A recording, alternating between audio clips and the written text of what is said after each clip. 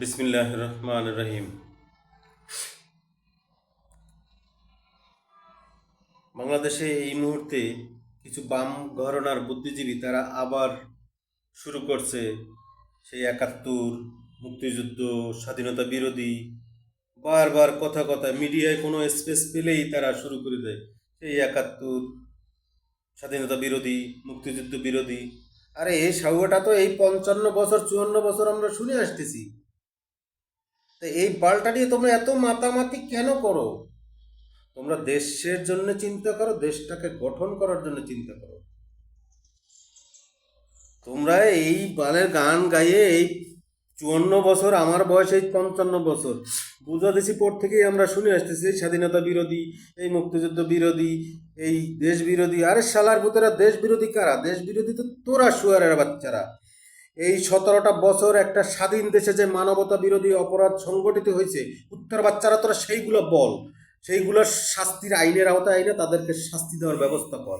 তোরা যদি সত্যিকারের বাপের জন্মের সন্তান হয়ে থাকিস, তোরা ওই যে স্বাধীনতা বিরোধী, ওই ৭১ বিরোধী, এই সমস্ত বালছাল কথা না বলে, যারা একটা স্বাধীন দেশে ১৭টা বছর এই দেশে মানবতা বিরোধী অপরাধ সংগঠিত করেছে এবং তাদেরকে যারা সহায়তা করছে, তাদের বিচারের আওতায় আন, তাদের বিচার কর এবং রাষ্ট্রটাকে গঠন করার জন্য যা যা করার দরকার তাই কর। মানুষ তোদেরকে সালাম করবে।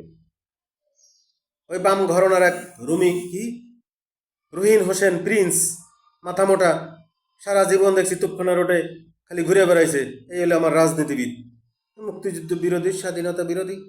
আরে শালার পুত ব্যাগটা, তুই কাজ কর, তুই দেশের সম্পর্কে কথা বল, দেশটাকে কিভাবে গঠন করা যায় সেই চিন্তা কর। ভারতের দালালি এগুলো বাদ দাও। এগুলো বাদ দিয়ে রাষ্ট্র কিভাবে নির্মাণ করা যায়, কিভাবে রাষ্ট্রটাকে সংশোধন করা যায়, কিভাবে আমরা সঠিক পথে ফিরে থাকতে পারি, কিভাবে আমরা অর্থনৈতিকভাবে স্বাবলম্বী অর্জন করতে পারি, কিভাবে বহিঃশত্রু থেকে আমরা সক্ষম হতে পারি, সক্ষমভাবে মোকাবেলা করতে পারি, সেইগুলো চিন্তা করো।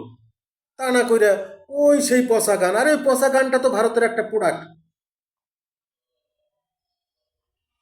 তাই আমি আমাদের এই দেশে, বাংলাদেশে যেই নূতন যে সমস্ত রাজনীতিবিদ, যে সমস্ত নতুন দল আত্মপ্রকাশ করতেছেন, তাদেরকে বলবো আপনারা দেশটাকে নির্মাণ করার জন্য চেষ্টা করেন।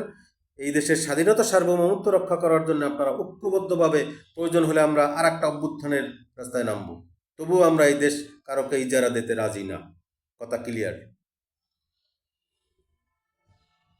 তাই আমি বর্তমান প্রজন্মকে বলবো, তোমরা বেশি বেশি করে লেখাপড়া করো, দেশের ইতিহাস জানো, কোনো মিথ্যা বয়ানের উপর তোমরা দেশের রাজনীতি করার চেষ্টা করো না।